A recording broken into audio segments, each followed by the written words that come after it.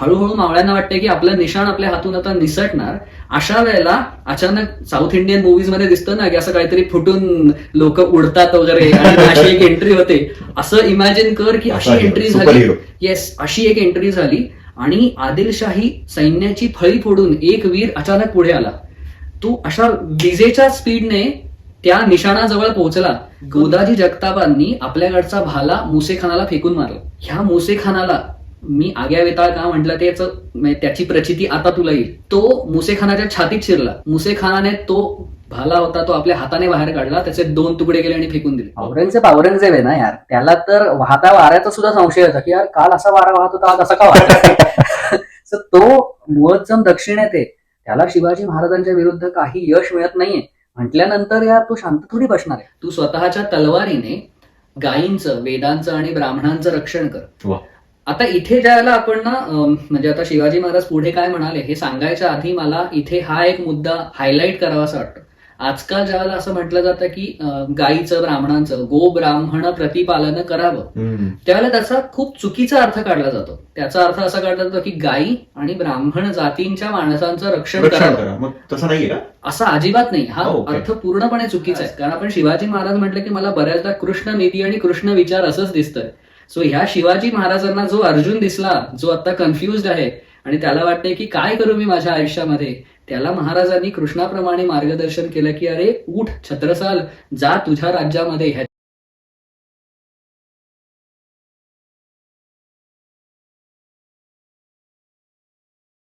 नमस्कार. History of the मराठाच्या पुढील भागामध्ये तुम्हा सर्वांचं खूप स्वागत. आपण नेहमी शिवाजी महाराज, त्यांचे पराक्रम, त्यांचे गड किल्ले, युद्ध याच्यावर आपण बोलत आलोय.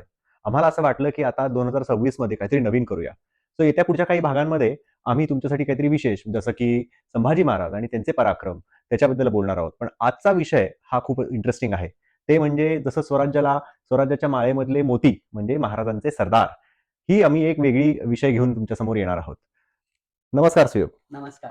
सो आपण नेहमी शिवाजी महाराजांचे पराक्रम, त्यांचं युद्ध, त्यांच्या युद्धामध्ये भाग घेतलेले सगळे त्यांचे सरदार, जसं की तानाजी मालुसरे, येसाजी कंक आणि त्यांनी दिलेल्या तानाजींसारखे जे सरदार आहेत त्यांनी दिलेले आहुती. पण मला तुला विचारायचं की आपण नेहमी म्हणतो महाराजांकडे चांगले सरदार होते, असे योद्धा होते म्हणून त्यांनी जिंकले युद्ध.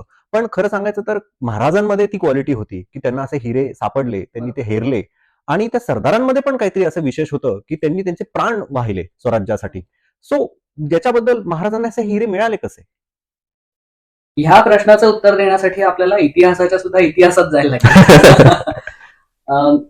आपल्या भारतावरती इस्लामी आक्रमण व्हायला 9व्या सेंचुरीपासून, 9व्या शतकापासून आपल्या भारतावरती आक्रमण व्हायला सुरुवात झाली. ती आक्रमण जी ही सगळ्या परकीय शासकांनी आपल्या भारतावरती केली त्याच्यामध्ये आपल्याला आपली जनता वेगवेगळ्या प्रकाराने कशी भरडली गेली ते दिसतं. म्हणजे आता ज्यावेळेला आपण बघतो की साधारण 1398 मध्ये तैमूर हे नाव प्रचलित आहे. पण हा जो तैमूर होता याचं भीषण संकट हे भारतावरती 1398 ला कोसळलं. त्या 1398 ला तो ज्या वेळेला हे सगळं सैन्य घेऊन भारतामध्ये आला त्यावेळेला तो हे सगळं मी सांगणार आहे हे त्याने स्वतः त्याच्या आत्मचरित्रामध्ये लिहिलेलं आहे. त्याला मुल्फुजात ई तिमुरी असं त्याचं ते आत्मचरित्र आहे. त्याच्यातली मी काही जर उदाहरणं दिली ना त्याने जे काही त्याच्या आत्मचरित्रात दिले की आपल्याला एक कल्पना येईल की जनता कशी भरडली जात होती. की तो म्हणतो की ज्या वेळेला मी दिल्लीच्या बाहेर एका लोणी नावाचं गाव होतं तिथे ज्या वेळेला मी पोहोचलो त्यावेळेला तिथे मी जे काही युद्ध कैदी पकडले, कारण त्यावेळेचा जो बादशाह होता तो पळून गेला तैमूर आलाय म्हटल्यानंतर. त्याच्यामुळे ही जनता अगदी सहज त्याच्या हातात लागली. ही जनता मिळाल्यानंतर त्याने हिंदू आणि मुसलमान यांना वेगळं केलं आणि जेवढे हिंदू होते त्यांची सरसकट कत्तल केली. तो अर्थातच वायव्येवरनं आला होता. तिथून दिल्लीला पोहोचेपर्यंत त्याने बरेच युद्ध कैदी पकडून आणले होते, गुलाम म्हणून पकडून आणले होते.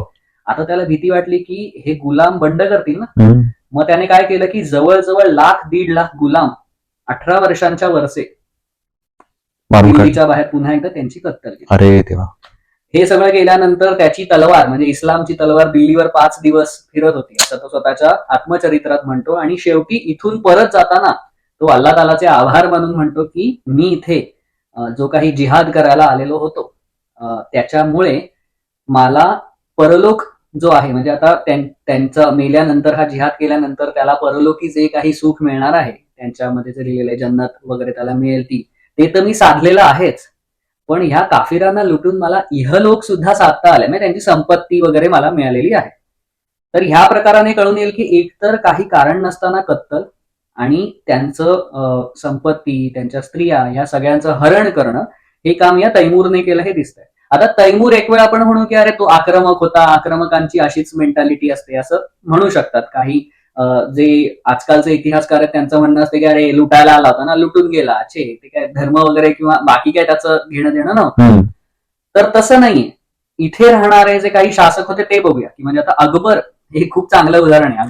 अकबरचा जन्म इथला भारतातला. आणि अकबराला कसं आहे की बरेचसे लोक सेक्युलर म्हणून दाखवायचा प्रयत्न पिक्चर मध्ये तसं त्याचं पोर्ट्रे केलं जातं. अगदी चितोडवरती जो काही हल्ला केला अकबराने, तर त्याचा इतिहासकार आहे, दरबारी इतिहासकार त्याचा अकबरनामा ज्याने लिहिला, अबुल फजल नाव आहे त्याच्या इतिहासकाराचं, त्याने अकबरनाम्यामध्ये स्पष्ट लिहिलंय की चितोडचा किल्ला जिंकल्यानंतर तिथले जे जनता होती त्यांच्या विनवण्यांचा काहीही उपयोग झाला नाही आणि त्या 30,000 लोकांची कत्तल करण्यात आली. बघा आता बघा, चितोडच्या किल्ल्यावरती हल्ला केलाय म्हणजे अगदी सहज वाटेल की अरे किल्ला जिंकला, किल्ला पडला, आतमध्ये असलेले सैनिक मारलं, त्यांना 30,000 सैनिक मेले, काय फरक पडतो आहे की नाही, सैनिक तसंही मारणारच आहेत ना. तसं नव्हतं. काही लोक म्हणू शकतात, माझं मत नाही आहे, काही लोक असं म्हणू शकतात की सैनिक काय मरतातच, ते मेले. किल्ल्याच्या आतमध्ये लोक हे सामान्य जनता स्वसंरक्षणासाठी येतात. हो. सो ही जी जनता आहे ह्याच्यामध्ये मॅक्सिमम शेतकरी आणि त्यांचं कुटुंब होती, अशी नॉन लढाऊ अशा 30,000 लोकांना मारण्यात आलं, कत्तल करण्यात आली. आणि हा इथला शासक आहे. किती क्रूरपणा आहे हा. बरोबर, म्हणजे आपल्याला दिसतं की जनतेवरती अगदी सर्वसामान्यपणे शासक असो किंवा आक्रमक असो त्यांनी अत्याचार केलेले. आता हे झालं जनतेवरचे अत्याचार.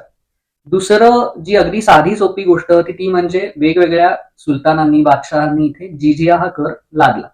जिजिया कर लादावा हे चक्क कुराणामध्येच त्याच्या 9व्या सुरहमध्ये, सुरह म्हणजे आपण अध्याय म्हणूया, चॅप्टर म्हणजे 9वा अध्याय म्हणजे 9वा चॅप्टर सुरह, त्याच्या 29व्या श्लोकामध्ये, आयत म्हणतात त्याला, त्याच्यामध्ये स्पष्ट लिहिलेलं आहे की जोपर्यंत लीन होऊन म्हणजे नम्र होऊन काफिर हे तुम्हाला जिजिया हा कर देत नाहीयेत तोपर्यंत तुम्ही ह्यांच्या विरुद्ध युद्ध करत राहा, असं स्पष्ट कुराणात लिहिलेलं आहे. हे माझ्या मनचे शब्द नाही, कुराणामध्ये लिहिलेलं की ते आपला खरा धर्म पाळत नाहीयेत, त्यामुळे त्यांच्या बरोबर हा जिहाद हे युद्ध करा असं लिहिलेलं आहे. तर त्यामुळे जिजिया कर घ्यावा हे बादशहांना, सुलतानांना प्रत्यक्ष कुराणाने सांगितलेलं आहे, त्यामुळे त्यांना ह्यात काहीही चुकीचं वाटत नाही. तो जिजिया गोळा करताना अल्लाउद्दीन खिलजी आठवत असेल, ज्याने म्हणजे तो दिल्लीवरती तर राज्य करतच होता, पण महाराष्ट्रातलं यादवांचं साम्राज्य, शेवटचं हिंदू साम्राज्य ज्याने संपवलं आणि अख्ख्या महाराष्ट्रावरती इस्लामची सत्ता प्रस्थापित करणारा हा कोण, तर अल्लाउद्दीन खिलजी. सो हा अल्लाउद्दीन खिलजी आणि त्याच्या दरबारात त्याचा काझी मुगीसुद्दीन असं त्याचं नाव होतं, या दोघांचा संवाद तत्कालीन इतिहासकाराने, तत्कालीन म्हणजे त्यांच्या समकालीन इतिहासकाराने लिहिलेला आहे. अल्लाउद्दीन खिलजी विचारतो की हा जो काही जिजिया कर आहे हा आपण कसा गोळा करावा, ह्याच्यावरती तो काझी म्हणतो पुराणानुसार त्यांना लीन करून हा जिजिया कर घ्यायचा आहे. उद्या मुसलमान अधिकाऱ्याला असं वाटलं की हा जिजिया कर गोळा करताना मी त्या हिंदू माणसाच्या तोंडावर थुंकावं, तर त्या काफिराने आपलं तोंड उघडून ती थुंकी आपल्या तोंडात घ्यावी, हा त्यांचा डायलॉग आहे. ओके, म्हणजे पुन्हा एकदा हे माझे शब्द नाहीत, तत्कालीन इतिहासकारांनी अल्लाउद्दीन खिलजी आणि त्याच्या काझी मधला हा डायलॉग लिहिलेला आहे. एक म्हणजे तुमची कत्तल केली आणि तुम्हाला संपवलं, दुसरं जर तुम्ही जिवंत असाल तर तुमचा अपमान करून तुम्हाला इथे आम्ही जिवंत ठेवू. ओके, काय रे. याच्यानंतर तिसरं म्हणजे आपली श्रद्धास्थानं, अर्थातच इस्लामसाठी बुत फरोशी करणं, बुत फरोशीचा एक्झॅक्ट अर्थ विकणं आहे. सो आपण जे करतो तिथं प्रार्थना असते एखाद्या मूर्तीची, तर बुत फरोशी किंवा मूर्तीची प्रार्थना करणं हे हराम आहे. त्यामुळे निरनिराळ्या मंदिरांचा विध्वंसही केलेला आहे, त्याचेही आपल्याला खूप आपल्याला संदर्भ मिळतात की म्हणजे अगदी 12 ज्योतिर्लिंग त्यांच्यातलं एक महत्वाचं ज्योतिर्लिंग सुद्धा तत्कालीन सुलतानाने फोडून त्याची पिंडी ही दिल्लीतल्या वेगवेगळ्या मंदिरांच्या समोर कसे दगड आणून टाकले, का तर मशिदीत चालत जात असताना तुम्ही त्या पाया ठेवून जाणार, बापरे बघ आता काय. म्हणजे आता हा सगळा विचार, ही सगळी बॅकग्राऊंड मी का सांगतोय, तर हे सगळं ज्याला तुझ्या बाबतीत होत असतं विराज, किंवा माझ्या बाबतीत किंवा कुठल्याही सामान्य माणसांच्या बाबतीत, आपल्या एकट्याच्या अंगात तर धमक नाही.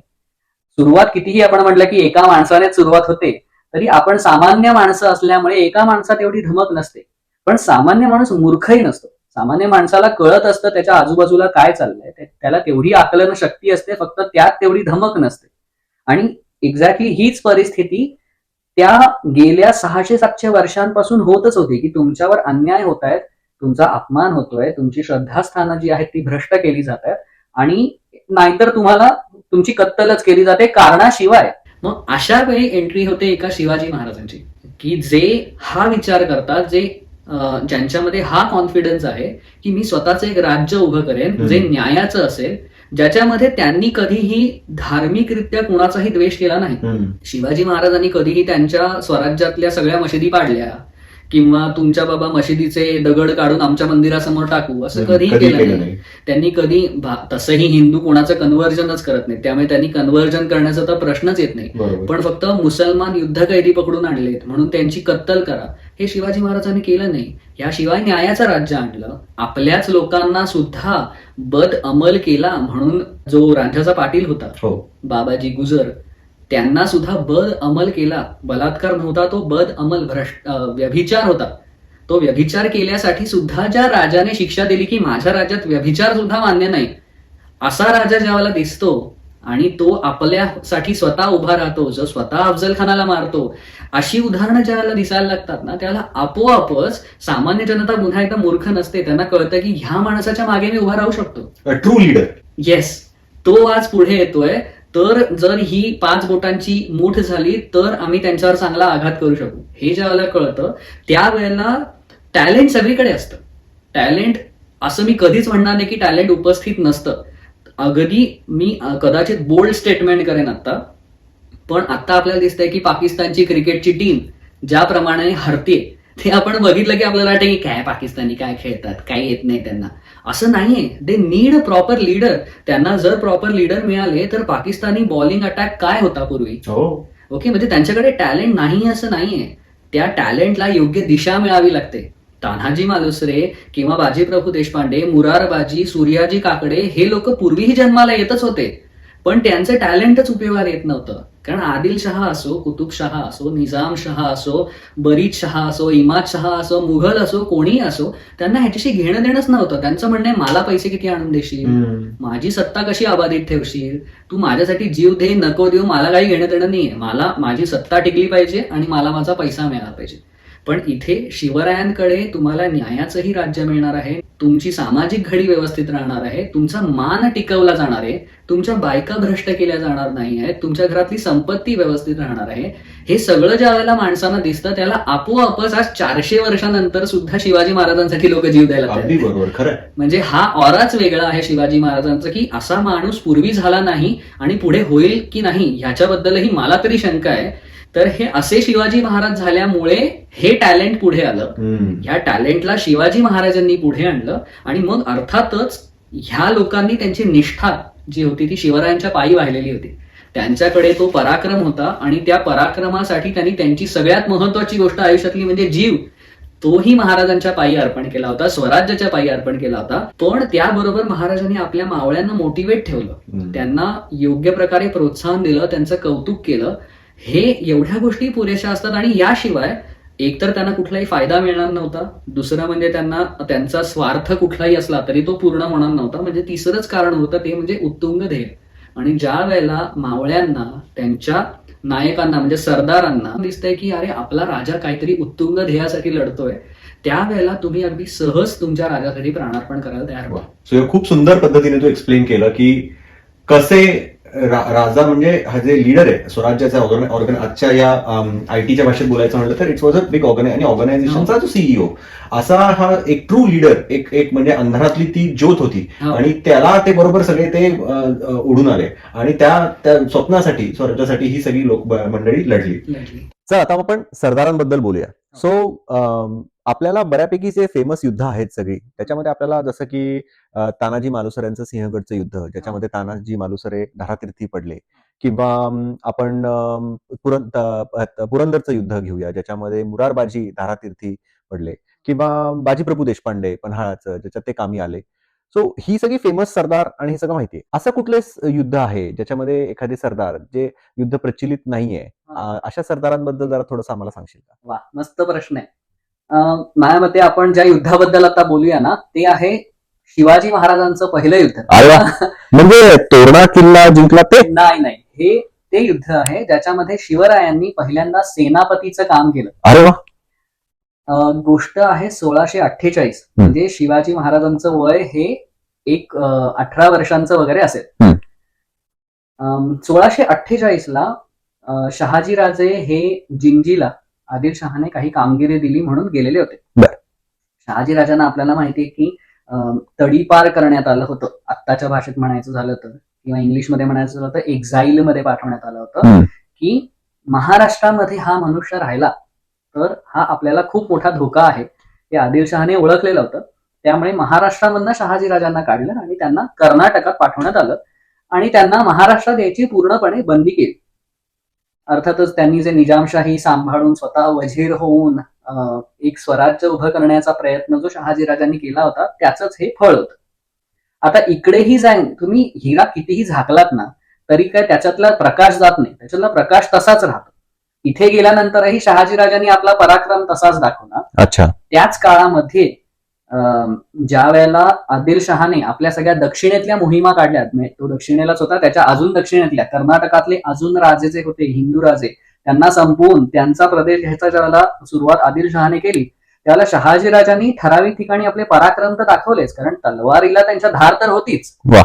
पण त्याचबरोबर ह्या सगळ्या हिंदू राजांना, जे काही हिंदू राजे होते त्यांना सांभाळण्याचं, त्यांचं राज्य संपू नये, हिंदू राजे संपू नयेत, हे सगळं करण्याचं सुद्धा काम शहाजीराजांनी केलं. अच्छा. कारण ह्या सगळ्या युद्धांमध्ये रणदौल्ला खानाबरोबर अफजल खानही होता. अफजल खानाचा उद्देश हा हिंदू राजे संपवणे ह्यांच्याकडे होता. बरोबर. अशा वेळेला या हिंदू राजांना सांभाळून घ्यायचं, त्यांचं राज्य कसं टिकून राहील हे बघण्याचं काम शहाजीराजांनी केलं. ह्याच्यामुळे शहाजीराजांचा दबदबा वाढत चालला होता, त्यांची पॉप्युलॅरिटी वाढत चालली होती. त्यावेळेला मुस्तफा खान म्हणून एक सरदार काम करत होता आणि हा मुस्तफा खान ह्या जिंजीच्या पूर्ण जे काही युद्ध चालू होतं त्याचा मुख्य होता. या मुस्तफा खानाला आदिलशहाने आदेश दिला की जा आणि शहाजीला कैद कर. कारण मोहम्मद आदिलशहाला कळलेलं होतं की हा माणूस डेंजरस आहे आणि ह्याचं पॉप्युलॅरिटी आणि ओव्हरऑल याची ग्रीप वाढत चालेल, त्याला ह्याचे पंख कापायला हवेत. शहाजीराजांना मारावं असा उद्देश त्याचा नसावा हे आपल्याला पुढे कळून येईल. पण मोहम्मद आदिलशहाचं मोहम्मद नामा म्हणून एक त्याच्या दरबारी इतिहासकाराने लिहिलेलं पुस्तक आहे, त्याच्यामधनं आपल्याला कळून येतं की जिंजीच्या लढाईमधनं मुस्तफा खानाला शहाजीराजांनी सांगितलं माझं सैन्य दमलेलं आहे, माझ्या सैन्यामध्ये महागाई सुद्धा वाढलेली आहे, त्यामुळे त्यांना खायला प्यायला मिळत नाही, त्यामुळे मी जातो. ज्यावर मुस्तफा खान म्हणाला की असं मधनच कसं जाणार तुम्ही ही मोहीम सोडून. त्यावर शहाजीराजे म्हणाले मला कुणाच्या परवानगीची गरज नाहीये, म्हणजे इट इज लाईक FYI मी चाललो असं शहाजीराजांनी सांगितलं. आणि मग मुस्तफा खानाने त्यांना दगाबाजी करून पकडलं. शिवभारतामध्ये याचा उल्लेख येतो. शिवभारतामध्ये स्पष्ट सांगितलेलं आहे की मुस्तफा खान खूप गोड बोलायचा, राजांशी जास्त हसून बोलायचा आणि असं करून करून त्याने विश्वास राजांचा मिळवला. आणि मग एक रात्री त्याने शहाजी राजे सोडून आपल्या बाकी सरदारांना बोलावलं आणि सांगितलं की आपल्याला शहाजीला कैद करायचं. आणि ह्याच्यामध्ये आपण मागच्या भागामध्ये पाहिलं दक्षिण दिग्विजयाच्या त्यानुसारच बाजी घोरपडे पुढे, या बाजी घोरपड्यांना शहाजी राजांनीच आदिलशहाशी ओळख करून दिली होती आणि त्यांना वजिरी अर्थात सरदारकी मोठी मिळवून दिली होती. हे चांगले पांग फेडले बाजी घोरपड्यांनी की ते सगळ्या युद्धाचं वर्णन त्याच्यामध्ये शिवभारतामध्ये नेहमी युद्धाचं वर्णन करतात तसंच सुंदर वर्णन केलेलं आहे. ते सगळं युद्ध झालं, बाजी घोरपड्यांनी त्या युद्धामध्ये पराक्रमही दाखवला, पण अखेर त्यांनीच शेवटी शहाजी राजांना मूर्छित करून त्यांची कैद केली. मग युद्ध झालं त्या दोघांमध्ये आणि मग शहाजीराजे मूर्छित म्हणजे बेशुद्ध होऊन पडले आणि मग बाजी घोरपडेंनीच त्यांना कैद केली. बघा, मराठी माणूस मराठी माणसाच्या कैद केलं. सो हे झाल्यानंतर अफजल खान जो होता तो जिंजीतनं खूप मोठं सोनं घेऊन 88 हत्तींवरनं सोनं आणि खजिना लादून गेला. किती? 88 हत्ती? 88 हत्तींवरनं त्यांना हातामध्ये साखळदंड बांधून बिजापुरातनं त्यांची ऑलमोस्ट दिंडच काढण्यात आली आणि तसं त्यांना आदिलशहा समोर आणण्यात आलं आणि अशा प्रकारे शहाजी राजांना कैद झाली. आता ही कैद झाल्यानंतर आदिलशहाला साधारण कुणकुण लागली होती की महाराष्ट्रामध्ये पण ह्या शहाजी राजांचा मुलगा काहीतरी त्याचं चालू आहे. तर संभाजी राजे जे शहाजी राजांचे ज्येष्ठ पुत्र हो. ते बंगळूरला होते म्हणजे बँगलोरला होते. त्यांच्यावरती आदिलशहाने एक सरदार पाठवला आणि शिवाजी महाराज जे महाराष्ट्रात होते त्यांच्यावरती फतेह खान नावाचा एक सरदार पाठवला. अरे आता या फतेह खानाकडे काय सैन्य होतं वगैरे ते कुठेच लिहिलेलं नाहीये, पण एक 5-1 हजारांचं सैन्य असावं. कारण आदिलशहा काय फतेह खान काय सगळ्यांना तसं वाटत होतं की अरे मुंगीला चिरडायला तोफ काय करायची, 5,000 खूप झालं. हे 5,000 लोक जरा जोरात ओरडले की शिवाजी घाबरेल, एक तह करेल, सगळं मालमत्ता आपल्या नावावर करेल आणि तो आपला पुण्याच्या आपल्या लाल महालात जाऊन पुन्हा एकदा हरिहरी करत बसेल. अच्छा. साधी सोपी त्यांची एक्सपेक्टेशन होती. सो शहाजी राजांच्या दोन्ही पुत्रांवर एकदम आघात करायचा अशी सुरुवात आदिलशहाने केली. संभाजी राजांनी काय पराक्रम केला ह्याचं वर्णन कुठेच नाहीये दुर्दैवाने. शिवाजी महाराजांवरती जेव्हा हा फतेह खान आला त्यावेळेला तो बेलसरला येऊन थांबला. हे ते युद्ध आता ज्याच्याबद्दल तू सांगतोस. येस. सो आता ना एक बघूया की फतेह खानाने काय विचार केला. कारण फतेह खान काही असा कोणीतरी लेचापेचा माणूस होता त्याला पाठवलं असं नव्हतं. फतेह खानाने काहीतरी विचार करून तो बेलसरला आला होता आणि मग शिवाजी महाराजांनी 18व्या वर्षी त्यांचं सेनापतित्व कसं दाखवलं, काय विचार त्यांचा सुद्धा होता ते सुद्धा बघूया. चालेल. बेलसरला येण्याच्या मागे फतेह खानाचे 2 उद्देश होते. एक, बेलसरला अमर्याद पाण्याचा पुरवठा होता. अच्छा. सैनिकांना लागतं पाणी, बाकी अन्नधान्य आणि शस्त्रास्त्र लागतात, त्याचबरोबर सगळ्यात महत्वाची गोष्ट लागते ती म्हणजे पाणी. सो ते पाण्याचा पुरवठा होता. बेलसर पासून विजापूरचा मार्ग मोकळा होता की जर बाबा जी त्यांनी अपेक्षा केली नसेलच पण जर उद्या शिवाजी महाराज अंगावर आले तर पळून जायला मार्ग हवा ना. पाठीमागचा रस्ता मोकळा होता. ह्या बेलसरच्या जवळच पुरंदरचा किल्ला होता. हा पुरंदरचा किल्ला नुकताच शिवाजी महाराजांना मिळालेला होता. महादजी निळकंठ म्हणून शहाजी राजांचे एक अतिशय जवळचे स्नेही होते. त्यांनी शिवाजी महाराजांना हा पुरंदरचा किल्ला देऊन टाकला होता. त्यामुळे पुरंदर सारखा मोठा गड शिवाजी महाराजांना अगदी सहज मिळाला. या पुरंदरवरती शिवाजी महाराज होते. आता आपण ना थोडंसं मॅपवरती ह्या सगळ्या गोष्टी बघूया. बेलसर आपल्याला जिथून दिसतंय तिथून पुरंदरचा गड हा पहिले लागतो. या पुरंदरच्या दक्षिणेला आपल्याला सुभान मंगळचा किल्ला दिसतो जो शिरवळ नावाच्या ठिकाणी आहे आणि ह्यांच्या बरोबर पश्चिमेला आपल्याला राजगड दिसतो. आता त्याही काळामध्ये राजगडला शिवाजी महाराजांची राजधानी होती किंवा मुख्य त्यांची राहण्याची जागा ही राजगड होती. उद्या फतेह खानाने बेलसरवरनं डायरेक्ट राजगडावरती हल्ला केला असता तर आपल्याला पुरंदर आणि सुभान मंगळ आणि बाकीचे काही किल्ले महाराजांचे दिसत आहेत त्या दोघांच्याही कचाट्यात फतेह खान सापडला असता. सो फतेह खानाचा विचार अगदी व्यवस्थित होता की आपण बेलसरवरतीच राहायचं आणि तिथून सगळ्यात पहिला हल्ला या सुभान मंगळवर करायचा, मग पुरंदरवर करायचा आणि मग शेवटचा निर्णायक हल्ला राजगडावर करायचा. म्हणजे हे मुरलेले कमांडर. येस. सो फतेह खानाचा विचार हा व्यवस्थित मुरब्बी राजकारण्यासारखा होता. पण महाराज त्याच्यात 10 पावलं पुढे होते. महाराजांनी काय करावं की महाराजांनी त्याला ठरवून पुरंदरच्या समोर आणलं होतं. महाराज त्याला पुरंदरवरती का आले तर त्या काळामध्ये पुरंदर ही तत्कालीन स्वराज्याची बाह्य सीमा होती. म्हणजे मुळात माझ्या जनतेला त्रास होणार नाही हा सगळ्यात पहिला विचार. दुसरा विचार, पुरंदर जसं अफजल खानाचा वध करताना महाराजांनी प्रतापगडाला अफजल खानाला आणलं तसं पुरंदर हा इतका बलाढ्य किल्ला होता. पुरंदर म्हणजे इंद्र ना. सो इंद्र ह्या सगळ्या गडांचा इंद्र जो आहे तो म्हणजे पुरंदर. सो पुरंदर घेणं कोणत्या थातूरमातूर माणसाचं काम नव्हतं की उद्या झुंज द्यायला लागली तर पुरंदर हा अतिशय उत्तम आहे हा विचार करून शिवाजी महाराज पुरंदरला आले. म्हणजे फतेह खान बेलसरच्या जवळ येऊन किंवा त्या एरियाच्या जवळ येऊन थांबे. याच्यानंतर फतेह खान हा शिवाजी महाराजांचा स्ट्रेट फॉरवर्ड विचार होता त्याही काळामध्ये की मी माझी युद्धभूमी चूज करणार. गनिमी काव्याचा पहिला नियम, माझी युद्धभूमी मी निवडणार. आणि हाच नियम पुढे आपल्याला संभाजी महाराजांनी, बाजीराव पेशव्यांनी अतिशय योग्य प्रकारे वापरलेला दिसतोय की माझी युद्धभूमी मीच निवडणार तरच मी व्यवस्थित तुला हाणू शकतो.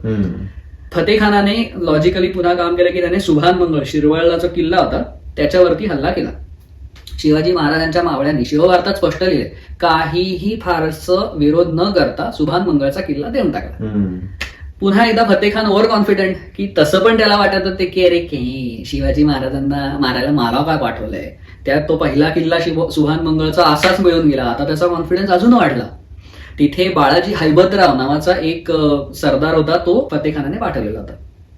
आता ह्याच्यामुळे फतेखान बेसावत झाला आणि आता शिवाजी महाराजांनी आपली एक एक दानं टाकायला सुरुवात केली.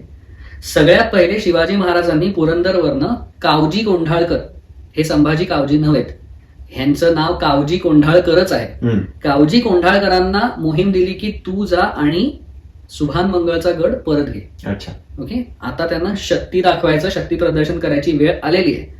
त्याच काळामध्ये शिवाजी महाराजांनी अजून एक तुकडी ही बाजी जेध्यांच्या, कान्होजी जेध्यांचे जे पुत्र, त्यांच्या हाताखाली दिली आणि त्यांना सांगितलं की तू जाऊन फतेखानाच्या सैन्यावरती गनिमी काव्याच्या पद्धतीने, बारगी पद्धत, ज्याला भीमसेन सक्सेनाने बारगी पद्धत म्हटलेलं आहे, म्हणजे काय तर वेगवेगळ्या दिशांनी छोटे छोटे लोक तुकड्या येतात, त्या हल्ला करतात आणि पळून जातात. अशा पद्धतीने बाजी जेधे जे होते त्यांना कामगिरी दिली. इकडे बाजी जेध्यांचे वडील कान्होजी जेधे हे सुद्धा शहाजी राजांबरोबर कैदेत होते.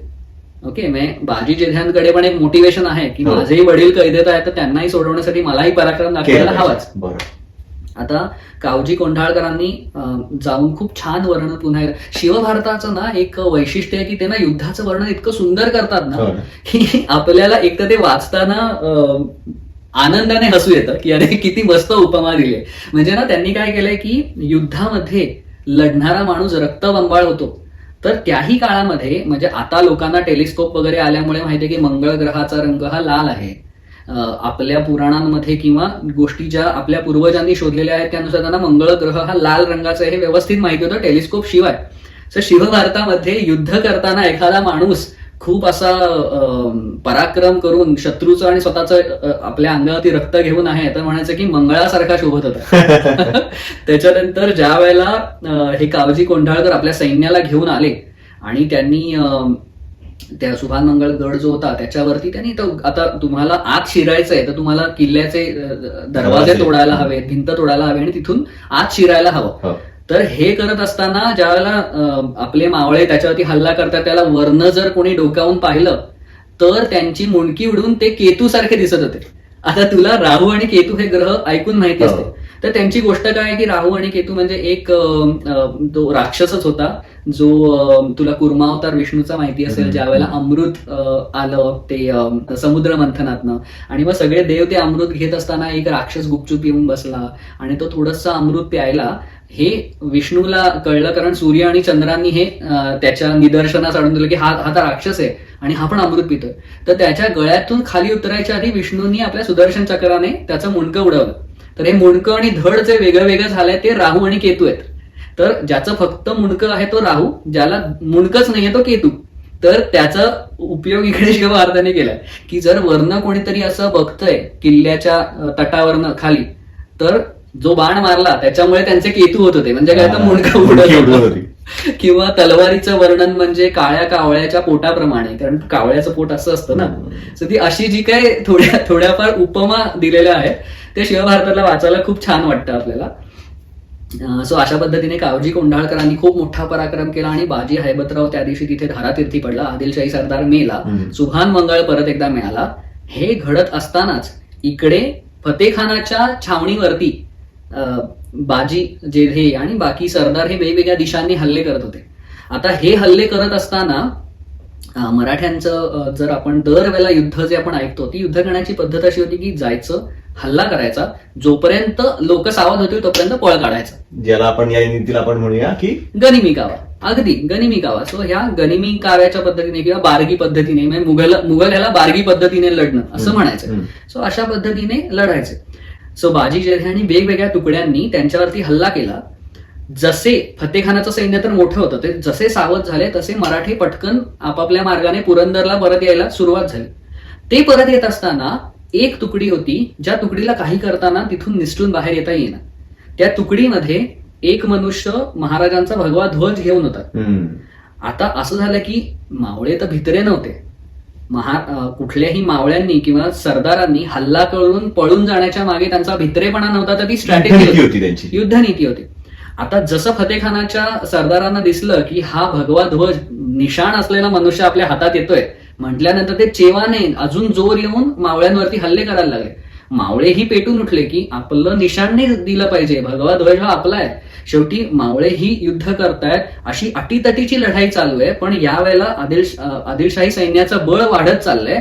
हळूहळू मावळ्यांना वाटतंय की आपलं निशाण आपल्या हातून आता निसटणार. अशा वेळेला अचानक साऊथ इंडियन मूवीज मध्ये दिसतं ना की असं काहीतरी फुटून लोक उडतात वगैरे आणि अशी एक एंट्री होते. असं इमॅजिन कर की अशी एंट्री झाली.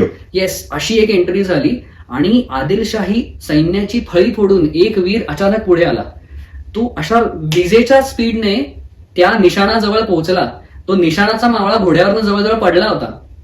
त्याला उचलून आपल्या घोड्यावरती घेऊन आणि ते निशाण सांभाळून आला. त्या विजेच्या स्पीडने तो पुन्हा आदिलशहाची ती सैन्याची फळी फोडून बाहेर पडला. तो वीर होता बाजी जेधे. बाजी जेधे. येस, सो कान्होजी जेध्यांचे पुत्र यांनी इथे हा पराक्रम दाखवला. कशासाठी? तर फक्त आपल्या राजाचं निशाण हे शत्रूच्या हातात सापडू नये यासाठी. तू सांगताना माझ्या अंगावर काटा आला. बघ ना. आणि मग अर्थात आता मॅप वरती आपल्याला दिसतंय त्याच्यानुसार फतेखानाची छावणी जिथून होती तिथून काही पुरंदर जवळ नव्हता. तिथून पुरंदरच्या मार्गाला लागून ह्या सगळ्या सैनिकी तुकड्या होत्या ह्या पुरंदरलाच परत आल्या. पुरंदरला परत आल्यानंतर शिवाजी महाराजांना हा पराक्रम कळला आणि त्यांना कळलं की आपलं निशाण फक्त शत्रूच्या हातात जाऊ नये म्हणून बाजींनी एवढा पराक्रम दाखवला. यासाठी शिवाजी महाराजांनी त्यांना सर्जेराई म्हणजेच सर्जेराव ही पदवी दिली. सर्जेराव जेधे. येस, सो जेधे करिण्यामध्ये याचं डिटेलमध्ये वर्णन आलेलं आहे. सर्जा हा अरबी शब्द आहे. त्याचा अर्थ होतो एकतर सिंह किंवा भयंकर. आता त्या दिवशी आदिलशाही सैन्याला सर्जेराव जेधे हे भयंकर सिंह वाटले असतील तर त्यात काही आश्चर्य नाहीये. सो असं भीम पराक्रम केल्यामुळे बाजी जेध्यांना सर्जेराव ही पदवी मिळाली. महाराजांच्या प्रत्येक पराक्रमामध्ये स्वतःचा पराक्रम किंवा त्यांच्या सरदारांनी केलेला पराक्रम ह्याच्यामध्ये त्यांना शेवटला जितका आनंद व्हायचा, ती साखर लोकांना आनंदाने वाटण्यामध्ये त्यांना जितका आनंद असायचा, त्या साखरेच्या प्रत्येक दाण्यामध्ये त्यांचा अश्रूचा एक मिठाचा खडा असायचा. बाजी जेध्यांनी तर हा पराक्रम गाजवला, पण याचबरोबर महाराजांचे बाजी पासलकर पडले. दुर्दैवाने ते कसे पडले, कुठे पडले ह्याचे ऐतिहासिक संदर्भ उपलब्ध नाहीत, पण ह्या बेलसरच्या लढाईमध्येच त्यांना वीरगती प्राप्त झाली. हे सगळं झालं. फतेखान चिडला. फतेखानाला हे आता बारगी पद्धतीने हल्ला करतायत हे कळेपर्यंत अजून एक माणूस आला आणि म्हणाला की अहो गेला सुभान मंगळ पण गेला. तो मिळाला होता म्हणून काल परवा फतेखान खुश होता, आज तोही गेला. त्यात इथे म्हणजे महाराजांचे मावळे सुद्धा निशाण पण हातात लागे ना महाराजांचं. फतेखान चिडला. त्याने म्हटलं पुरंदरावरती डायरेक्ट हल्ला करू. शिवाजी महाराज तिकडे बसलेत ना, एक घाव दोन तुकडे संपून टाकू. आपलं सैन्य घेतलं त्याने. त्याच्याबरोबर मुसे खान म्हणून त्याचा एक आग्या वेताळ असा सरदार होता, एकदम असा स्ट्रॉंग हेडेड वगैरे. निंबाळकर होते फलटणचे. अजून काही सरदार वगैरे होते. ह्या सगळ्या सरदारांना घेऊन तो पुरंदरच्या पायथ्याशी आला. आता शिवभारत ना फार गमतीने याच्यामध्ये लिहितात की ह्यातल्या बऱ्याचशा सरदारांनी आयुष्यामध्ये पालखी सोडून कधीही प्रवास केलेला नव्हता. म्हणजे मुसेखानाचं एक विशेष वर्णन अजून थोड्या वेळाने येणार आहे. सो तसे सैनिक जे होते किंवा तसे सरदार जे होते यांना युद्धाची सवय होती, पण बाकीच्या बऱ्याच जणांनी तर काय कसं चढतात गड वगैरे काही माहित नाही, पण हल्ला करायचा आहे म्हणून ते हल्ला करायला आले. पुरंदरवरती शिवाजी महाराजांनी पूर्ण तयारी केलेली होती. ते ह्या लढाईमध्ये पूर्णपणे सेनापतीचं काम करत होते आणि वेगवेगळ्या माणसांना त्यांच्या वेगवेगळ्या कामगिऱ्या नेमून देत होते. या वेळेला आपल्याला दिसतं की गोदाजी जगताप, भीमाजी वाघ, दोन चोर बंधू होते, त्यांच्याबरोबर कावजी कोंढाळकर जे आता सुभान मंगळ जिंकून पुन्हा एकदा पुरंदरवरती आले होते. असे सगळे जे सरदार होते त्यांना त्यांची कामगिरी नेमून देऊन शिवाजी महाराजांनी सांगितलं की आता फतेखानाचा पूर्ण फन्ना उडवायचा आहे आपल्याला. फतेखानाचं सैन्य जसं आधीच थकलं भागलं चढायला लागलं तसं वरनं अग्निबाण यायला लागले, तसे वर्ण साधे बाण यायला लागले, तोफा डागायला सुरुवात केली गेली आणि त्याचबरोबर मराठ्यांचं फेवरेट हत्यार दगड, गोफणीतले दगड यायला लागले आणि शिवभारतानुसार मोठ्या मोठ्या शिळा यायला लागल्या. आणि ते मोठे गड जेव्हा ती शिळा येत असेल त्याची वेलॉसिटी त्याचं माणूस चिरडून जात असेल अगदी. सो हे सगळं जसं प्रकाराने सुरू झालं त्यानुसार पुरंदरच्या युद्धाला तोंड फुटलं. सुरुवातीलाच ह्या अग्निबाणांमुळे तोफा ज्या डागल्या जात होत्या त्यांच्यामुळे शिळा दगड जे काही येत होते त्यामुळे जे काही आदिलशाही फौजेची त्रेधा तिरपीट उडाली होती ती सगळी बघून फतेखानाला वाटलं की आपण आताच हरतो की काय. पण मग त्यावेळेला मुसे खान हा उभा राहिला आणि मुसे खान म्हणाला की इथून आपल्याला घाबरून जायचं नाही, आपल्याला आता काहीही करून ह्या लोकांना दाखवायचं की आपण कोण आहोत, इथून परत नाही जाऊ शकत. मग ते जसे जसे किल्ल्याच्या जवळ पोहोचले तसं हँड टू हँड कॉम्बॅट म्हणजे द्वंद्व युद्ध सुरू झाले आणि शिवाजी महाराजांचे हे जे मी आता नावं घेतली हे सगळे सरदार खाली उतरले. यातले गोदाजी जगताप हे मुसे खानाच्या समोर आले आणि आता गोदाजी जगताप आणि मुसे खान ह्यांच्या युद्धाचं जे वर्णन आहे ना ते शिवभारतामध्ये फुल बॉलिवूड स्टाईल केलंय असं मला वाटतं की ते एकमेकांशी युद्ध करतायत. गोदाजी जगतापांनी आपल्याकडचा भाला मुसे खानाला फेकून मारला. ह्या मुसे खानाला मी आग्या वेताळ का म्हटलं त्याची प्रचिती आता तुला येईल. तो मुसे खानाच्या छातीत शिरला. मुसे खानाने तो भाला होता तो आपल्या हाताने बाहेर काढला, त्याचे 2 तुकडे केले आणि फेकून दिले. बापरे, अरे भाला जेव्हा आत जात असेल किती मोठं भगदाड पडत असेल. एक्झॅक्टली. सो तो असं ते म्हणजे आता हा ऐतिहासिक संदर्भ असला तरी मला असं वाटतं की पुढची 2-3 मिनिटं आपल्या व्ह्युअर्सने सुद्धा ना हे जे वर्णन आहे ह्याची मजा घ्यावी फक्त, किंवा त्याच्यात एवढं सगळं बाकीचं लॉजिक लावायला आता जाऊ नये. आणि मग त्याने तो भाला काढला, 2 तुकडे करून फेकून दिले आणि तो गोदाजी जगतापावरती पुन्हा एकदा हल्ला करायला सुरुवात केला. गोदाजी जगतापाच्या डाव्या हातावरती आपली तलवार मारली. त्या ह्याच्यामध्येच दोघांचं बराच वेळ युद्ध चालू होतं आणि अखेर गोदाजी जगतापांनी आपल्या तलवारीने जो एक घाव केला त्या घावामुळे मुसे खानाच्या डाव्या खांद्यापासून तो मध्यापर्यंत चिरला गेला, पार फाडून काढला. हो. आणि मग त्याचे 2 तुकडे झाले. अशा प्रकारे शिवभारतात त्याचं वर्णन केलंय की हे युद्ध ऐकल्यानंतर आपल्याला कळतं की अरे गोदाजी जगताप यांचं आपण नाव कधी ऐकलेलंच नसतं, पण असे कोणी कोणी सरदार आहेत ज्यांचा इतका भीम पराक्रम त्याच्यामध्ये वर्णन केलेलं आहे. सो ह्या सगळ्या प्रकाराने वेगवेगळ्या फ्रंट्सवरती अजूनही 2-4 सरदार आहेत त्यांची अशीच युद्ध त्याच्यामध्ये वर्णन करून शिवभारतामध्ये सांगितलेली आहे. आणि हे युद्ध थोड्या वेळात चाललं. ह्याच्यानंतर फतेखानाला कळलं की आपला काही निभाव लागत नाहीये आणि फतेखानाचं सैन्य त्याला फक्त पळून जाताना दिसलं आणि हताश होऊन तोही विजापूरच्या मार्गाला लागला. सो हे ते युद्ध आहे ज्याच्यामध्ये शिवाजी महाराजांनी पूर्णपणे फक्त सेनापतीचं काम केलं. ते स्वतः तलवार घेऊन जमिनीवर उतरले नाहीत, पण त्यांच्या वाघांनी जे काही भीम पराक्रम केले त्याच्यातनं त्यांचे सरदार किती पराक्रमी होते. मी असं का म्हणतोय की त्या काळातही टॅलेंट होतं. असं नाही की यार आदिलशाही सरदारांना कोणी हातच नाही लावू शकत आहे, ते अजिंक्यच आहेत, अमरच आहेत, असं नाहीये. सुपरमॅनला बॅटमॅन ते वाक्य म्हणतो ना की let see how you can bleed, तू पण तुझ्यात पण रक्त येत आहे का बघूया. ती ही वेळ आहे की ज्याच्यानुसार आपल्याला कळतं की हळूहळू मराठ्यांचा कॉन्फिडन्स वाढत गेला की आपण जिंकू शकतो, आपल्याला जिंकणं कठीण नाहीये, आपल्याला कोणीतरी शिवाजी महाराजांची गरज आहे. काय तो पराक्रम, काय ती माणसं, म्हणजे खतरनाक, चित्त थरारक युद्ध एकदम. तर हे युद्ध म्हणजे गनिमी काव्याचं उत्तम उदाहरण. अगदी. असं कुठलं युद्ध आहे का ज्याच्यामध्ये गनिमी कावा वॉज नॉट द ऑप्शन, दुसरं काहीतरी त्यांना फॉर एक्झाम्पल उघड्या मैदानातलं युद्ध जिथे कुठल्या तरी महाराजांच्या सरदारांनी एकदम पराक्रम केला. अगदी अगदी नक्कीच आहे. वेळ आहे आपण आता फास्ट फॉरवर्ड जातोय. 18 वर्षांच्या शिवाजी महाराजांवर आपण डायरेक्ट 1670-71 या सालामध्ये जातोय. 1666 आग्र्याहून महाराजांची सुटका झाली. महाराज परत आले. त्यांनी ठरवून औरंगजेबाशी त्या काही 1-2-3 वर्षांमध्ये फारसे पंगे घेतले नाही. शिवाजी महाराजांचं असं म्हणणं होतं की, आणि ह्याचे संदर्भ आपल्याला सभासद बकरीमध्ये सुद्धा दिसून येतात, की आपल्याला एकदम 3-4 लोकांशी झगडा करायचा नाहीये. बरोबर. आपण थोडे दिवस शांत राहू, किमान 1-2 शत्रू तरी कमी करू. यामुळे आपल्याला दिसून येतं की 1666 पासून 1670 पर्यंत महाराजांनी फारशी काही हालचाल केली नाही. त्यांनी स्वराज्याची घडी व्यवस्थित बसवली, स्वतःला आतून अजून स्ट्रॉंग केलं की पुढे येणाऱ्या कठीण प्रसंगांसाठी स्वतः म्हणजे स्वराज्य, सैनिकी सामर्थ्य ह्या सगळ्याला त्यांनी तयार केलं 3-4 वर्षांमध्ये. या काळामध्ये मुअज्जम म्हणून जो याचा शेहजादा औरंगजेबाचा मुलगा तो दक्षिणेतला सुभेदार म्हणून होता. तो मुघल शेहजादा असल्यामुळे त्याचं म्हणजे आय्याशीत राहणं वगैरे असं सगळं त्याचं वर्तणूक होती, पण तो मराठ्यांच्या बाजूने होता.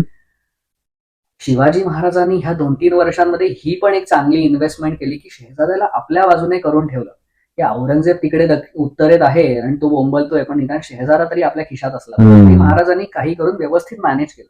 इतकं चांगलं मॅनेज केलं की औरंगजेब आहे ना यार, त्याला तर वाहता वाऱ्याचा सुद्धा संशय होता की यार काल असा वारा वाहत होता, आज असा का वारा So, तो मुअज्जम दक्षिणेत आहे, त्याला शिवाजी महाराजांच्या विरुद्ध काही यश मिळत नाहीये म्हटल्यानंतर यार तो शांत थोडी बसणार आहे. त्याने मुअज्जमला पत्र लिहून पाठवलं की त्या काळामध्ये असं होतं की संभाजी महाराज हे मुघली मनसबदार झाले होते आग्र्याच्या, म्हणजे ज्या वेळेला मिर्झा राजा जयसिंग बरोबर पंचहजारी मनसबदार म्हणून संभाजी राजाने केलं, त्याच्यानंतर मग दक्षिणेत परत आल्यानंतर शिवाजी महाराज त्यांनी संभाजी महाराजांनी मुअज्जमकडे जाऊन त्याची भेट घेतली आणि मनसबदार म्हणून ते तसे वागत होते आणि त्याचा खर्च सुद्धा घेत होते. तर संभाजी महाराजांच्या वतीने प्रतापराव गुजर आणि अजून काही महाराजांचे वकील होते ते त्यावेळेला तिकडे होते. सो हे मुअज्जमकडेच राहून, कारण त्यांना ती फौज ठेवायला लागते ना, मनसबदारी काही अशीच मिळत नाही तुम्हाला, ती फौज तिथे ठेवलेली होती. औरंगजेबाने काय डोकं लावावं, त्याने सांगितलं की हे शिवाजी हरामी असं सभासद बकरीत लिहिलेलं आहे. बापरे. सो माझा त्याच्यावर विश्वास नाहीये, त्याची जी ही माणसं आहेत त्यांना कैद करून टाक. म्हणजे प्रतापराव गुजर आणि दुसरे जे महाराजांचे वकील आहेत ते तिथेच अडकले असते. कारण जसं नेतोजी पालकरांना कैद करून नेलं तसंच याही वेळेला प्रतापराव गुजरांवरती डोळा होता. सरसेनापती आता ह्यांना पकडून आणतो. मुअज्जम होता शिवाजी महाराजांच्या बाजूने. औरंगजेबाच्या दरबारामधली लोक सुद्धा, हा भावी बादशाह होऊ शकतो ना मुअज्जम, त्याला थोडस भाव द्यायला हवा. सो औरंगजेबाच्या एका वकिलाने आपला एक माणूस पुढे पाठवला, एक सगळं सभासद बकरीत लिहिलंय, आणि त्या माणसाने मुअज्जमला सांगितलं की असं असं पत्र येणार आहे. आता ते पत्र यायला पुढचे 1-7-8 दिवस लागतील. मुअज्जमने लगेचच शिवाजी महाराजांच्या माणसांना बोलावलं, त्यांना सांगितलं की तुम्ही इथून निघून जा, कारण जर मला पत्र आलं तर मला तुम्हाला पकडावं लागेल. अजून एक 7-8 दिवस आहेत. अर्थातच प्रतापराव गुजर आणि महाराजांचे वकील होते ते तिथून निघून आले आपल्या स्वराज्यामध्ये. आता गंमत अशी झाली की शिवाजी महाराजांना कळलं की औरंगजेबाने समोरच तह मोडलाय. एवढे दिवस काय चालू होतं की तह चालू आहे आणि आपल्यालाही शांत राहून आपली शक्ती परत मिळवायची, शक्ती विशेष परत आलेली आणि महाराज काहीतरी अशाच कारणासाठी थांबलेले होते.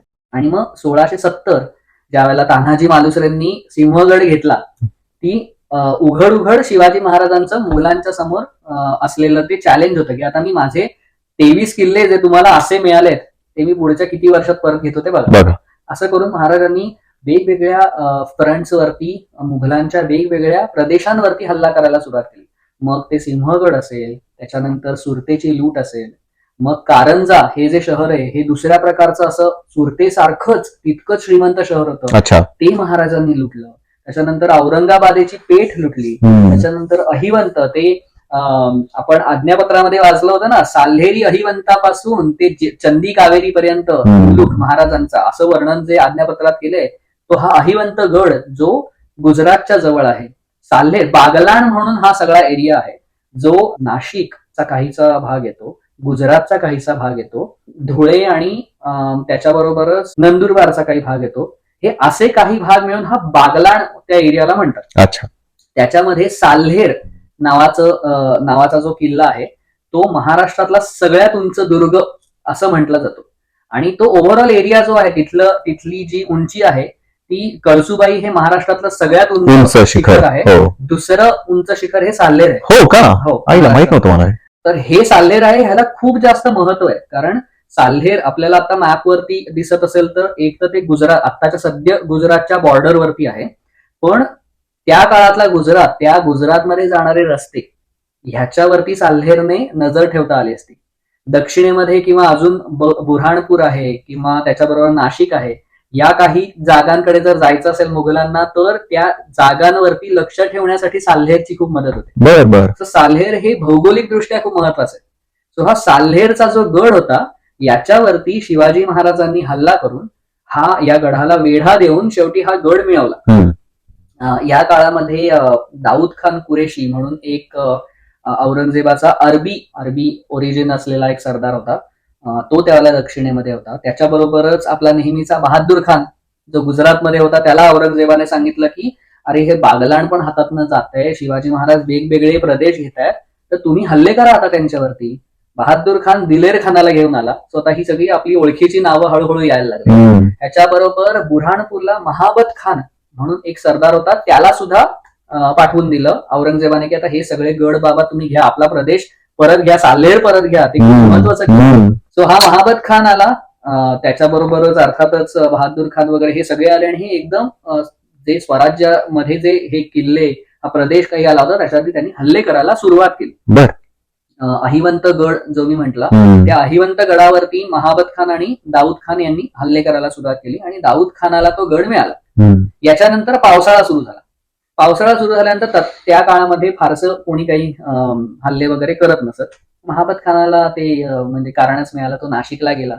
म्हणजे जदुनाथ सरकारांनी त्यांच्या पुस्तकामध्ये लिहिलं आहे की या महाबत खानाच्या सैन्याबरोबर 400 अफगाण आणि पंजाबी नर्तकी होत्या. बर. सो आता फुल एंटरटेनमेंट. बाहेर पाऊस पडतोय, इकडे इश्काची बरसात होते, असं करत करत आपला महाबत खानाने आपला टाइमपास सुरू केला. टोटल 8 महिने महाबत खान दक्षिणेत होता. त्याने काम काही केलं नाही. तो अहिवंतगड सुद्धा दाऊद खाननेच घेतला होता. अखेर बहादूर खान आणि दिलेर खान यांना अजून थोडे पत्र यायला लागल्यानंतर मग ह्या दोघांनी मिळून साल्हेर गड आता परत मिळवायचा, याच्यासाठी ते मोठी फौज घेऊन आले. म्हणजे बाबासाहेब पुरंदर यांनी लिहिलेलं आहे की अंदाजे त्यांच्याकडे 60,000ची फौज होती. 60,000.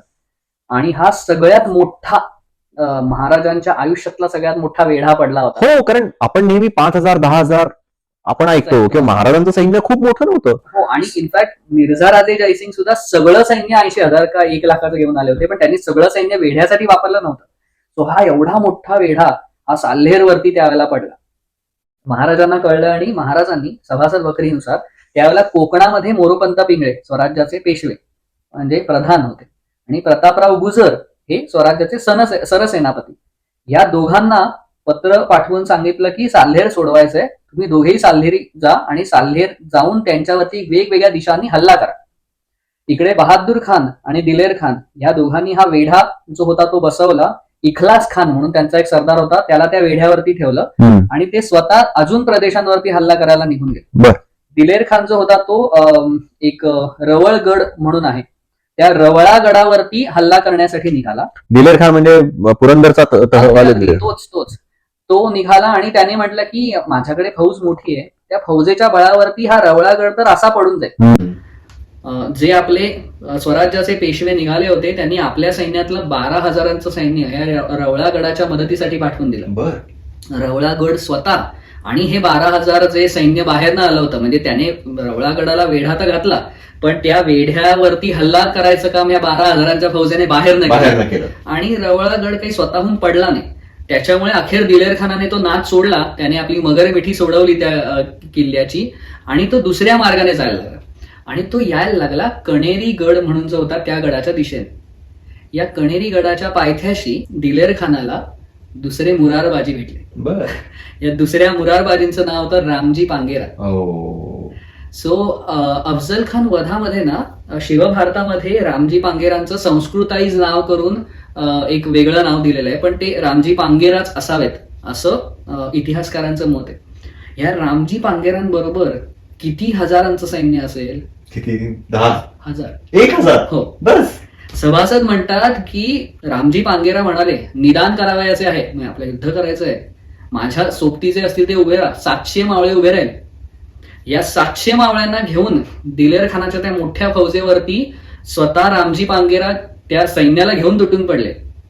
म्हणजे एका मुरारबाजीला पाहून दिलेर खानाला आपल्या तोंडात अंगुली घालायची वेळ आली होती. रामजी पांगेरा आणि त्यांच्या मावळ्यांचा जेव्हा पराक्रम पाहिला, म्हणजे सभासद म्हणतात की एकेकाच्या अंगावर 20-20, 30-30 जखमा होत्या. असे सगळे उघडे बोडके होऊन लढायला लागले आणि त्यांनी इतिहासाला माहित नाही की ह्या युद्धाचा परिणाम काय झाला. इतिहासकारांचं मत आहे की अर्थातच या युद्धानंतर दिलेर खानाला पुन्हा एकदा जायला लागलं, पण तू विचार कर की 1200 पठाण मारले 700 मावळ्यांनी आणि हा पराक्रम करून पुन्हा एकदा दिलेर खानाची उंगली आपल्याच तोंडात गेली की अरे काय काय कुठून आली ही माणसं. म्हणजे जे आपण ह्या एपिसोडच्या सुरुवातीला म्हटलं की माणसाने प्राणाची आहुती देणं, प्राणपणाने लढणं आणि ती शक्ती कुठून येते, तर ती शिवरायांकडनं आलेली शक्ती आहे की हे रामजी पांगेरांसारखे जे सरदार होते ते आपल्याहून 10 पटीने मोठ्या सैन्यावरती असे तुटून पडायचे की अरे किस झाडकी पत्ती आहे. सो हा पराक्रम रामजी पांगेरांनी इकडे केला. पण स्वराज्यावरचं संकट संपलं नव्हतं. दिलेर खान तेवढ्यासाठी दुसरीकडे निघून गेला. बागलाणवरती साल्हेर गडाला इखलास खान आणि त्याची 60,000चं सैन्य जे वेढा देऊन बसलं होतं त्याच्यावरती राव आणि पंत एकत्र झाले. प्रतापराव गुजर आणि मोरोपंत पिंगळे या दोघांनी आपल्या मोठ्या फौजेने त्यांच्यावरती पुन्हा एकदा तुटून पडले. पण नंतर त्यांचं युद्ध जे होतं हे उघड्या मैदानातलं युद्ध, समोरासमोरचं युद्ध झालं. म्हणजे तू जे आपण मगाशी तुला जो मी प्रश्न विचारला होता की येस, गडी मी कावा चालणार नाही, नाही, कारण इथे जवळजवळ 60,000ची फौज आहे आणि स्वराज्याचं बळ म्हणजे स्वराज्याने जे मोरोपंत पिंगळे आणि प्रतापराव गुजर यांनी जे आणलेलं सैन्य आहे हे 40-45 हजाराहून जास्त नसेल. सो इथे ज्या वेळेला हे युद्ध सुरू झालं, तलवारीला तलवार लागली, हत्तीला हत्ती लागले, उंटाना उंट आणि घोड्याला घोडे लागले, त्यावेळेला तो पराक्रम मराठ्यांनी दाखवला. म्हणजे सभासद म्हणतात की यावेळेला पृथ्वीवरती इतका धुरळा उडाला की आपले कोण परके कोण हे कळेना. 6,000 घोडे ह्याच्यातनं महाराजांच्या तबेल्यात शिरले, म्हणजे बरं. एवढी लूट मिळाली. 6,000 उंट मिळाले, काहीशे हत्ती मिळाले, 22 आपण मागच्या भागामध्ये म्हणतो की 22 वजीर हे महाराजांच्या कैदेत सापडले. म्हणजे 22 म्हणजे 22 नाही तर 22 म्हणजे पूर्वीच्या काळात खूप म्हणायचं असेल तर 22 म्हणायचे की एवढे वजीर महाराजांच्या कैदेत सापडले. मुघलांची धूळधाण उडाली आणि अखेर ह्या सगळ्या युद्धामध्ये स्वतः मोरोपंत पिंगळे, स्वतः प्रतापराव गुजर, सूर्याजी काकडे, आपले गोदाजी जगतापही या युद्धामध्ये होते. आपण ज्यांच्याबद्दल म्हटलं ते हे सगळे जण स्वतःहून तुटून पडले. आनंदराव मकाजी होते या युद्धामध्ये. या सर्वांनी तलवार गाजवली. एक मोठा योद्धा जो लहानपणापासून शिवरायांच्या बरोबर होता, जो अफजल खानाच्या वधामध्ये जे ते 10 लोक आले होते महाराजांचे अंगरक्षक म्हणून, त्यांच्यामध्ये होता तो म्हणजे सूर्याजी काकडे. जंबुरियाची म्हणजे एका तोफेचा गोळा लागून या युद्धामध्ये सूर्याजी काकडे पडले.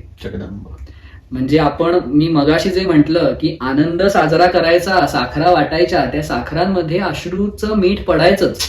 की सूर्याजी काकडे म्हणजे खुद्द सभासद म्हणतात की सूर्याजी काकडे सामान्य योद्धा म्हणे, महाभारती जसा कर्ण तैसा योद्धा, अरे काय तसा योद्धा पडला.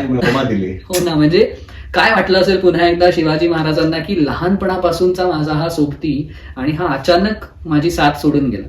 पण अशा प्रकारे हे मोठं युद्ध झालं. या युद्धामुळे पुन्हा एकदा मराठ्यांना हाही कॉन्फिडन्स आला. याच्या आधीच ना सुरतेची दुसरी लूट करून ज्या वेळेला शिवाजी महाराज परत येत होते त्यावेळेला ज्याला वणी दिंडोरीची लढाई म्हटलं जातं, त्या लढाईमध्ये सुद्धा अशाच प्रकारे समोरासमोर हँड टू हँड बॅटल म्हणतात, द्वंद्व युद्ध किंवा माणसांची युद्ध, अशाच प्रकारे मुघलांशी युद्ध झालं होतं. पण त्याच्याहून हे कित्येक पटीने मोठं युद्ध होतं आणि यामुळे मराठ्यांचा कॉन्फिडन्स वाढला की आम्ही उघड मैदानातल्या युद्धामध्ये सुद्धा मुघलांना चारी मुंड्या चीत करू शकतो. क्या बात है. वा, म्हणजे हे उघड्या मैदानाचं युद्ध आणि त्याच्यामध्ये हे जे वीर महाराजांचे सरदार, तू ज्याचे नाव सांगितले आता आपल्याला, सरसेनापती प्रतापराव गुजर, मोरोपंत पिंगळे, रामजी पांगेरा, गोदाजी जगताप यांनी तलवार गाजवली. मस्त. आता मला तुला थोडं विचारायचंय की आता हे स्वराज्य जे आहे ते महाराष्ट्रात किंवा महाराष्ट्राच्या थोडा बाहेर पसरलेलं आहे. असे कुठले सरदार होते का ज्यांनी हे सगळं पाहिलं की महाराष्ट्राची ही जनता किंवा स्वराज्यामध्ये ही जनता किती खुश आहे, शिवाजी महाराजांचा हा सगळा स्वराज्याचा कारभार आहे तो किती व्यवस्थित चाललाय, याची घडी किती छान आहे, आणि परप्रांतीय सरदार जे खूप खुश झाले, इन्स्पायर झाले महाराजांचं हे सगळं ऍडमिनिस्ट्रेशन बघून, आणि असं कुठले सरदार, त्यांची गोष्ट आहे का? आहेत. एक मोठं नाव आहे आणि हे नाव आपल्याला इतिहासामध्ये पुढे सुद्धा दिसून येतं आणि ते नाव आहे छत्रसाल, महाराजा छत्रसाल बुंदेला. ओके, राजपूत. हो. सो महाराजा छत्रसाल बुंदेला हे राजपूत होते. त्यांच्या वडिलांचं नाव चंपतराय बुंदेला. ते औरंगजेबाचं ज्यावेळेला हे यादवी सुरू होती ना, कोण बादशाह होणार म्हणून आपल्या भावाभावांशी त्यांचं जे युद्ध चाललं होतं, त्याला असं म्हणतात की या चंपतराय बुंदेलांनी कुठल्या शांत मार्गाने, फारशी गर्दी नाही, फारसं चॅलेंज घ्यावं लागणार नाही, अशा मार्गाने औरंगजेबाला कसं उत्तरेत जाता येईल ह्याचा रस्ता ह्यांनी दाखवला होता. आणि अशा प्रकारे औरंगजेबाला मदत केली होती, ज्यामुळे पुढे जाऊन तो बादशाह होऊ शकला. म्हणजे ही छोटीशी मदत होती पण त्याने तो बादशाह होऊ शकला.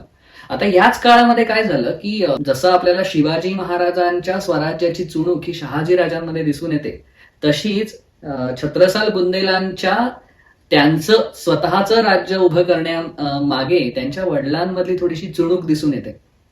चंपतराय बुंदेलांनी जसा औरंगजेब तिकडे जाऊन बादशाह होत होता तसं इकडे स्वतःचं राज्य स्वतःला स्वतंत्र म्हणून डिक्लेअर करून टाकलं. आणि मग ते त्यांनी केल्यानंतर अर्थातच औरंगजेबाला जोपर्यंत त्याचे सगळे प्रॉब्लेम सॉर्ट होत नव्हते, जोपर्यंत तो स्वतःहून बादशहा बनत नव्हता आणि त्याचे हात मोकळे होत नव्हते, तोपर्यंत त्याने फार लक्ष दिलं नाही. पण जसा त्याचे ह्या सगळ्या गोष्टींपासून त्याचे हात मोकळे झाले, त्याने सगळ्यात पहिले चंपतराय बुंदेलांवरती आपले सरदार पाठवले. अच्छा. भले त्यांनी मदत केली असेल वगैरे वगैरे सगळं ठीक आहे, पण त्यांच्यावरती आपले सरदार पाठवले की संपून टाका त्यांना. चंपतराय बुंदेलांनी त्यांच्या परीने लढण्याचा खूप प्रयत्न केला, पण अखेर मुघल सामर्थ्यापुढे त्यांची शक्ती कमी पडली. ते आपल्या एका मित्राकडे जाऊन मदत मागून त्याच्या घरी थोडे दिवस राहत होते, पण अखेर त्यांना वाटलं की हाही मित्र आपला विश्वासघातच करेल, म्हणून त्यांनी आणि त्यांच्या पत्नीने दोघांनीही कट्यारीने स्वतः आत्महत्या करून घेतली. आता हे चंपतराय बुंदेलांना 5 मुलं. अच्छा. त्यांच्यातला चौथा मुलगा म्हणजे छत्रसाल बुंदेल. अर्थातच आई वडिलांचं छत्र गेल्यानंतर छत्रसाल बुंदेला हे स्वतः क्षत्रिय असल्यामुळे त्या काळामध्ये त्यांनी जर कुठलं काम करायचं असेल तर ते सरदारकी पत्करणं, हातात तलवार घेऊन तलवार गाजवणं हे त्यांच्यासाठी उत्तम काम होतं. त्यांनी मिर्झा राजा जयसिंगांच्या पदरी नोकरी स्वीकारली. दिलेर खानाच्या हाताखाली आणि मिर्झा राजे जयसिंग पुरंदरला असताना पुरंदरच्या वेढ्यामध्ये सुद्धा छत्रसाल बुंदेला यांचं नाव आहे. काय बोलतो? हो. सो ते इथेही आलेले होते. महाराष्ट्रात बघितलंय ते. महाराष्ट्र बघितला होता. त्या क्षणी त्यांनी छत्रपती शिवाजी महाराजांचा पराक्रमही पाहिला असावा, त्यांच्या मावळ्यांचा पराक्रम पाहिला असावा. हळूहळू त्यांनी आपली तलवार मिर्झा राजा जयसिंगांच्या पदरी गाजवली, मग दिलेर खानाच्या पदरी असताना तिथे गाजवली. पण त्यांना हळूहळू जाणवायला लागलं की आपण जेवढी तलवार गाजवतोय त्याचं काहीच फळ आपल्याला मिळत नाही. आपल्याला सतत बायस्ड वागणूक, पक्षपाती वागणूक मिळते हे त्यांना दिसत होतं. आणि ह्याच्यामुळे अशी गंमत झाली की त्यांना हळूहळू जाणवायला लागले की आपण इथून बाहेर पडलं पाहिजे. त्याच वेळेला त्यांना दिसत होतं की आपले उत्तरेतले बाकीचे सगळे सरदार जशी बादशहाची चाकरी करतात त्याच्यावरून छत्रपती शिवाजी महाराज वेगळे आहेत. ते एकटे आहेत जे मुघलांच्या विरुद्ध, औरंगजेबाच्या विरुद्ध उभे राहिलेत आणि ते झुंजतायत.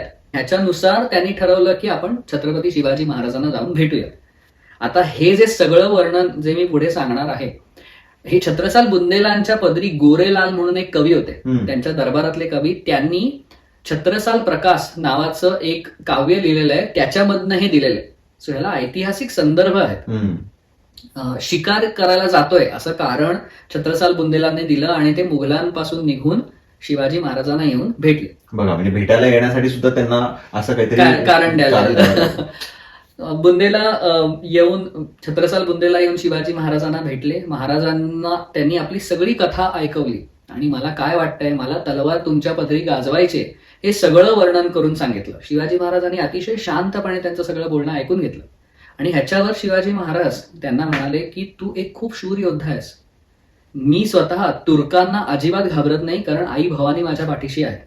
मी त्यांना न घाबरता जशी माझी तलवार चालवते तशीच तलवार तू स्वतः सुद्धा चालवू शकतोस. तू स्वतःच्या तलवारीने गायींचं, वेदांचं आणि ब्राह्मणांचं रक्षण कर.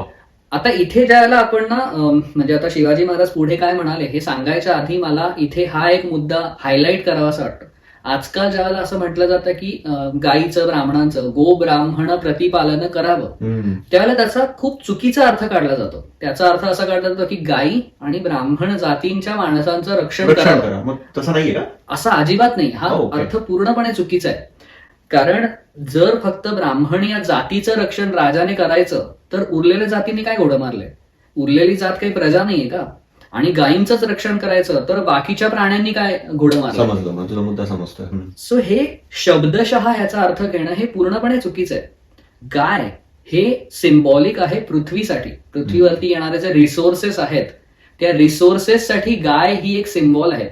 इकडचं रिसोर्सेस म्हटल्यानंतर इकडची संपत्ती असेल, इकडे येणारं शेत असेल, त्या शेतापासून होणारं धान्याचं उत्पादन असेल, माणसांची कला असेल, माणसांनी तयार केलेल्या गोष्टी असतील, या सगळ्यांचं, या जमिनीचं, या जमिनीपासून ही शेतं उभी राहतात, या सगळ्याचं सिम्बॉल आहे गाय. ब्राह्मण हे कोणाला म्हणावं?